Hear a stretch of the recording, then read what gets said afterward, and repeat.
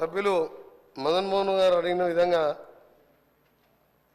అది ఆ రోజు గౌరవ సభ్యులు సీనియర్ సభ్యులు ప్రశాంత్ రెడ్డి గారు గతంలో ఇదే శాఖ నిర్వహించిన వారు ఎందుకు ఆ రోజు డిపిఆర్ సమర్పించలేదు, అలైన్మెంట్ ఫిక్స్ చేయలేదని చెప్పి వారు చెప్పాను.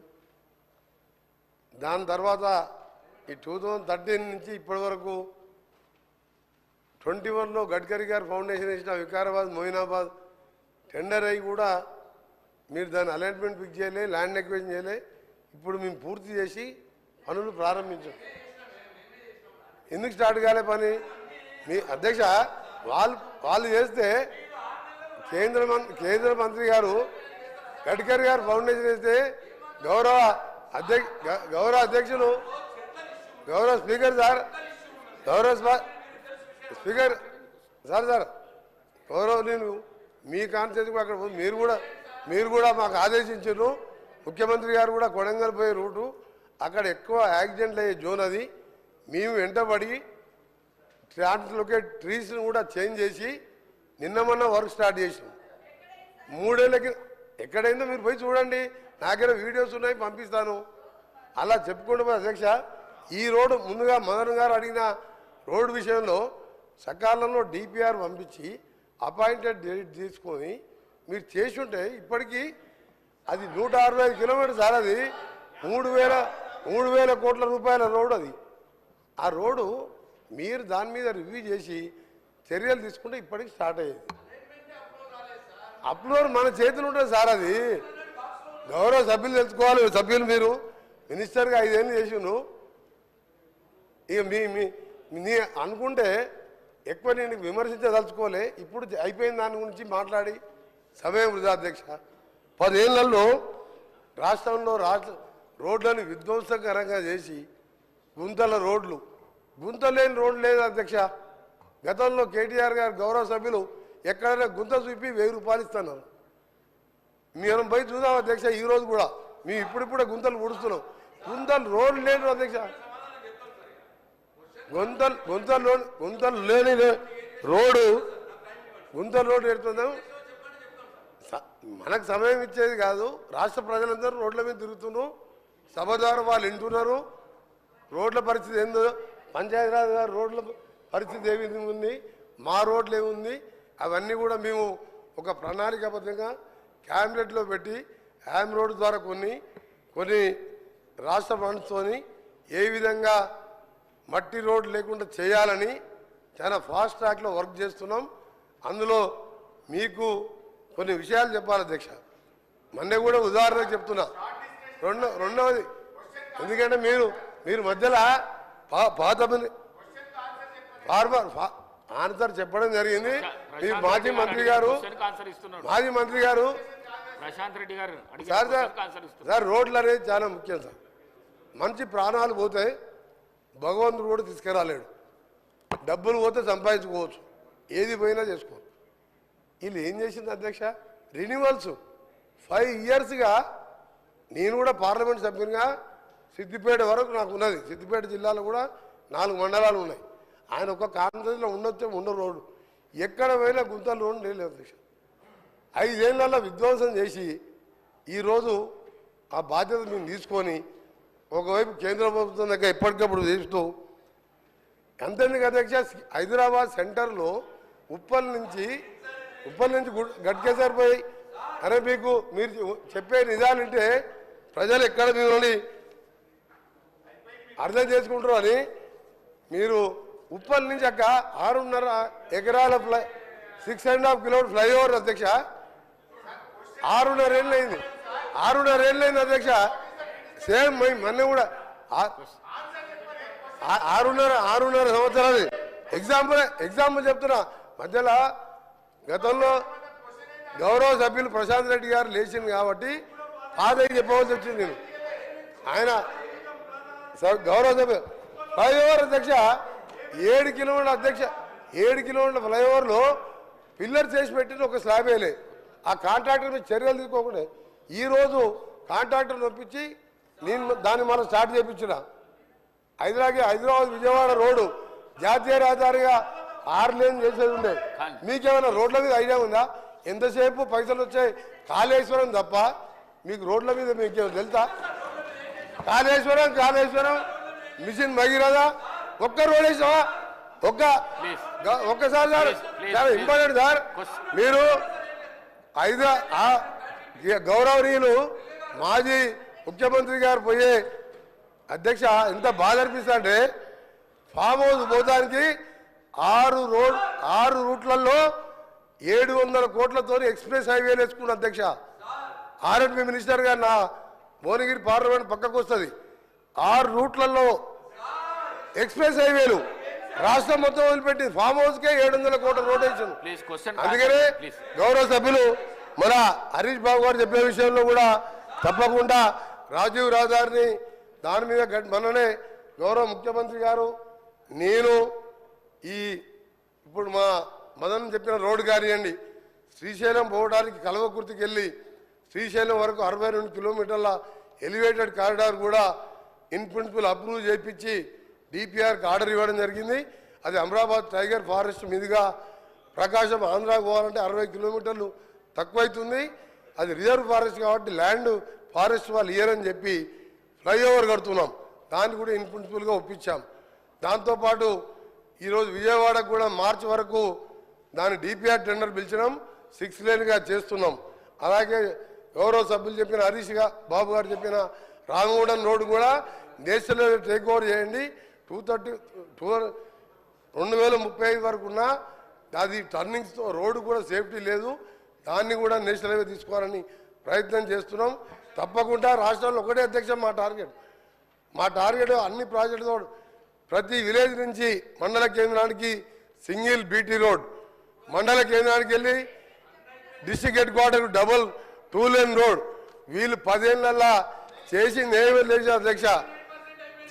చేసిన 99% అట్లా చెప్పడానికి కూడా కొంచెం అధ్యక్ష వీళ్ళని 1 నిమిషం అధ్యక్ష 99% అయిపోతే మాకు పనే లేదు అధ్యక్ష. ఇప్పుడు మీకేం పడింది? మీరు ఆర్ఎండ్బి శాఖ మంత్రిగా అధ్యక్ష వారు మా గౌరవ సభ్యులు అంటే ప్రశాంత్ రెడ్డి గారిని మాకు గౌరవం. వారు ఆర్ఎండ్బి శాఖ మంత్రిగా కేసీఆర్ గారికి దగ్గర మనిషి, చండీ యాగాలు రుద్రయాగాలు చేసి కానీ రోడ్ల గురించి ఎప్పుడు పట్టించుకోలే. నువ్వు 99% చేస్తే నాకేం పని ఉండే? మా సీతక్కకేం పని ఉండే? ఒక్క రోడ్ లేదు అధ్యక్ష. ఆయన 99% చేసినట్ట ఉప్పల్ రోడ్ అధ్యక్ష. సార్ దానికి టైం ఇవ్వాలి సార్. ఉప్పల్ సెంటర్ పోదాం అధ్యక్ష. లక్షల మంది రోజు వరంగల్ పోతారు, భువనగిరి పోతారు, యాదగిరి గుట్టకు 1,00,000 మంది భక్తులు పోతారు. 7 ఏళ్ళు అయింది. ఏంది అధ్యక్ష ఈ గవర్నమెంట్ 10 ఏళ్ళ గవర్నమెంట్ ఉన్నట్ట పిల్లర్ చేసి వదిలిపెట్టిన అధ్యక్ష. నేను కింద రోడ్స్ ఆగండి, కొంచెం వాస్తవాలు చెప్పాలి. హరీష్ రావు గారు బాగా చేసిన లేదు. హరీష్ రావు గారు సార్ హరీష్ రావు గారు దయచేసి హరీష్ రావు గారు చెప్తాడు సార్. మీరు ఇంతకుముందు గౌరవ సభ్యులు ఇంతకుముందు ఫీజు రియంబర్స్మెంట్ మాట్లాడదా, ఇది ముఖ్యమైన రోడ్ విషయం. హరీష్ రావు గారికి మీ ద్వారా హరీష్ రావు గారికి మీ ద్వారా రిక్వెస్ట్ చేస్తున్నా హరీష్ రావు గారికి సీనియర్ సభ్యులు హరీష్ రావు గారు రిక్వెస్ట్ చేస్తున్నారు సార్. రిక్వెస్ట్ అని చెప్తున్నా కూడా కూర్చుంటలేదు ఆయనకు నిజంగా ఆయనకు మర్యాద ఉంటే నేను రిక్వెస్ట్ అని చెప్తున్నా సార్. నేను రిక్వెస్ట్ చేస్తున్నా. ఉప్పల్కి వెళ్ళి గట్కేశారు సార్, ఎంతమంది చనిపోయారు సార్ తెలియాలి సార్. ఇది ప్రజలకు తెలియాలి సార్. ఒకటి సార్ హరీష్ రావు గారు మీరు సీనియర్ సభ్యులు క్వశ్చన్ ఎవరైనా ఇంత ఇంపార్టెంట్ క్వశ్చన్ రోడ్లు అనేది చాలా ముఖ్యం సార్. హరీష్ రావు గారికి ఏంటంటే హరీష్ రావు గారికి దబాయించడం ఒకటి తెలుసు అధ్యక్ష. ఆయన దబాయించడం ఒకటి తెలుసు, ఆయన పనిచేసేది తెలియదు సార్. 5 ఏళ్ళు ఇరిగేషన్ మినిస్టర్ గా మీరు డిస్టర్బ్ హరీష్ రావు గారు, ఇది పద్ధతి కాదు. నేను ఉన్న రోడ్స్ మీద చెప్తున్నా. ఉప్పల్ నుంచి సార్ అది కూడా వస్తా, ఆడికి కూడా వస్తా చివరిగా ఆడికి కూడా వస్తా. ఫైనల్ గా సార్ ఓఆర్ఆర్ అంటే సార్ ఉప్పల్కి వెళ్ళి గట్కేసరికి పోయేది నేను చెప్తే దానికి మాట్లాడలే. Please conclude ఇప్పుడు నేను చేయండి. స్టార్ట్ చేయించా. ఇంకొకటి సార్ చివరిగా చెప్తున్నా, హరీష్ రావు గారు నువ్వు ప్రశ్నకు పరిమితం కాండి, నీకు అరే నువ్వేం చేస్తావా? నువ్వు కమిషన్ తీసుకొని కూలిపోయే కాళేశ్వరం ఎట్లా కమిషన్ తిన్నావు నీకేం తెలుసు? ప్లీజ్ సార్ ఒక నిమిషం లాస్ట్ విషయం సార్, లాస్ట్ విషయం ఓఆర్ఆర్ సార్. ఇవాళ హైదరాబాద్ ప్రపంచ పటంలో పెట్టింది కాంగ్రెస్ ప్రభుత్వం. ఓఆర్ఆర్ నిర్మించి 6,500 కోట్ల జైకా ఫండ్స్ తోని 1000 ఎకరాలు సేకరిస్తే ఆ రోడ్డుతోని హైదరాబాద్ కోకాపేట్ ఫైనాన్షియల్ డిస్ట్రిక్ట్ అదే ఏరియాలో ఎయిర్పోర్ట్ కడితే కోకాపేట్ అమ్ముకున్నారు అధ్యక్ష. 1,00,000 కోట్ల విలువ చేసే సార్ ఇది మంచి పద్ధతి కాదు సార్. సార్ నేను ఉన్న వాస్తవాలు చెప్తున్నా, రోడ్లు ఏ చేత కాదు, కూలిపోయే ప్రాజెక్టు కట్టొచ్చు, కమిషన్ తినొచ్చు.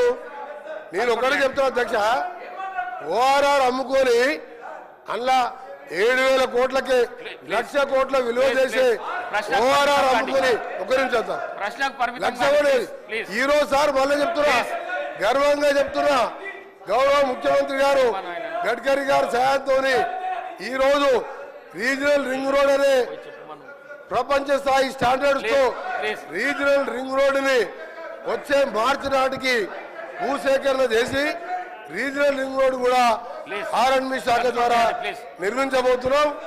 హరీష్ రావు గారికి చెప్తున్నా, ప్రశాంత్ రెడ్డి చెప్తున్నా, మీరు చెయ్యలే ఒక్క పని చేయకుండా మీరు వాస్తవాలు చెప్తే భయపడతారు.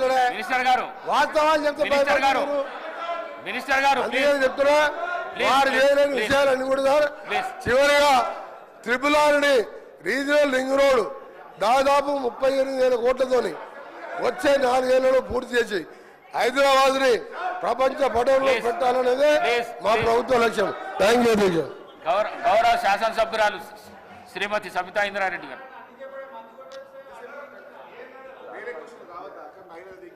అధ్యక్ష ధన్యవాదాలు మైక్ ఇచ్చినందుకు. అధ్యక్ష లాస్ట్ అసెంబ్లీలో అసలు నాకు మైక్ ఇవ్వనన్నారు, అసలు మొత్తం 4 సంవత్సరాలు ఇవ్వరేమనుకున్నాను, ఇచ్చినందుకు ధన్యవాదాలు అధ్యక్ష. అధ్యక్ష ఈరోజు గౌరవ మంత్రి గారు సమాధానం చెప్తూ కామారెడ్డి జాతీయ రహదారి గురించి, కరీంనగర్ కామారెడ్డి ఎల్లారెడ్డి గురించి అడిగారు అధ్యక్ష. కానీ దాని తర్వాత ఇక అన్ని గౌరవ మంత్రి వారు అన్ని వివరించి చెప్పారు. కానీ ఒకటి, మీరు పోతున్న రోడ్డు కానీ నేను పోతున్న రోడ్డు కానీ ముఖ్యమంత్రి గారు పోతున్న రోడ్డు కానీ Bijapur to Hyderabad to Bijapur road అధ్యక్ష. మన్నెగూడ నుండి బీజాపూర్ వరకు కంప్లీట్ అయింది. ఈ రోడ్ కూడా శాంక్షన్ వచ్చి 2 సంవత్సరాలు అయిపోయింది. ఎన్నికల కన్నా ముందే ల్యాండ్ అక్విజిషన్ 1,300 కోట్లు పెట్టి ల్యాండ్ అక్విజిషన్ కూడా కంప్లీట్ చేస్తున్నాం. గౌరవ మంత్రి గారు ఇప్పుడు వచ్చినాక ఏదో ల్యాండ్ అక్విజిషన్ చేసినామని చెప్తున్నారు, అది కరెక్ట్ కాదనేది మీ ద్వారా గౌరవ మంత్రి గారికి చెప్తున్నాను. వాళ్ళ అధికారులు తప్పుడు సంకేతాలు ఇచ్చి తప్పుడు సమాచారం ఇచ్చి ఉంటారు అధ్యక్ష. 1,300 కోట్లు పెట్టి అప్పుడే ల్యాండ్ అక్విజిషన్ చేస్తున్నాం. కానీ ఎందుకు ఆగింది అనేది, అక్కడ ఎంతమంది ప్రాణాలు పోతున్నాయని మనందరికీ తెలుసు అధ్యక్ష. 2 రోజులకు ఒక యాక్సిడెంట్ అవుతుంది, ఎంతమంది ప్రాణాలు పోతున్నాయి. ఎన్జిటీలో కేసు వేసిండ్రు అధ్యక్ష. ఎన్జిటీలో కేసు వేసినప్పుడు అధికారులు కరెక్ట్ అయిన ఇన్ఫర్మేషన్ ఇచ్చి దాన్ని స్టే వెకేట్ చేయించాలి అధ్యక్ష. మొన్న 13th రోజు ఎన్జిటీలో కేసు ఉండింది, ఆ స్టే వెకేట్ అయ్యిందా, నిజంగా రోడ్ మీరు స్టార్ట్ చేస్తున్నారా, వర్క్ స్టార్ట్ అయిందా, ఆ క్లారిఫికేషన్ కావాలి అధ్యక్ష. ఎందుకంటే ఊరికే చెప్పడం కాదు అధ్యక్ష. 13th రోజు కేసు ఉండింది, అది వెకేట్ చేశారా, వెకేట్ చేస్తే ఎప్పటి నుండి స్టార్ట్ చేస్తున్నారు, వెకేట్ అయ్యిందా అనేది మీరు చెప్పండి అధ్యక్ష. ఎందుకంటే అది కరెక్ట్గా స్టార్ట్ కాలేదు అధ్యక్ష. నేను మొన్న యాక్సిడెంట్ అయినప్పుడు గౌరవ కలెక్టర్ గారితో మాట్లాడి కనీసం సైడ్ బాంబ్స్ అన్న క్లియర్ చేయండి, గడ్డితోని యాక్సిడెంట్ అవుతుంది అది తీయండి అంటే అది మాత్రమే క్లియర్ చేస్తున్నారు తప్పిస్తే రోడ్ స్టార్ట్ అయింది కాదు అధ్యక్ష. అది స్టార్ట్ కానే కాదు.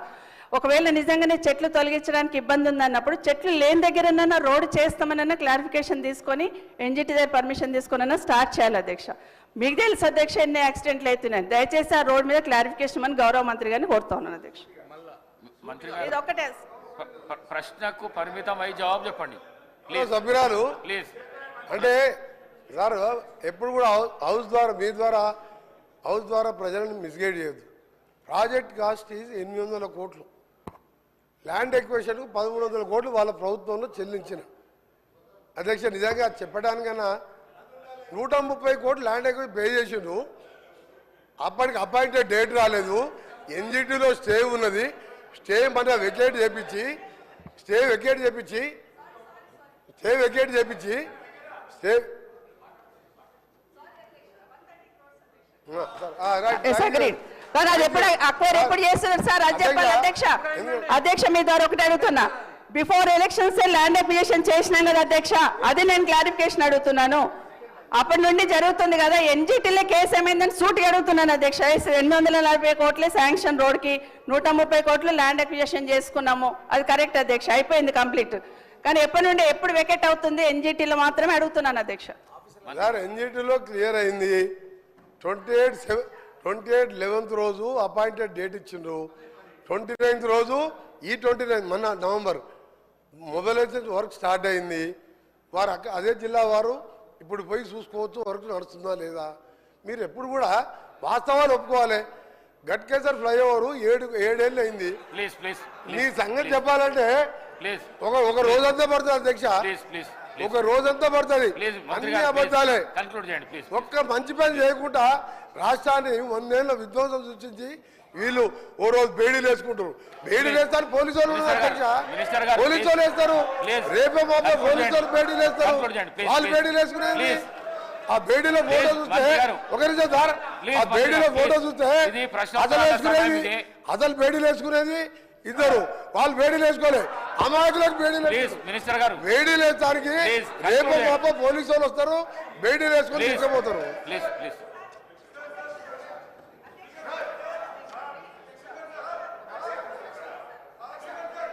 హరీష్ రావు గారు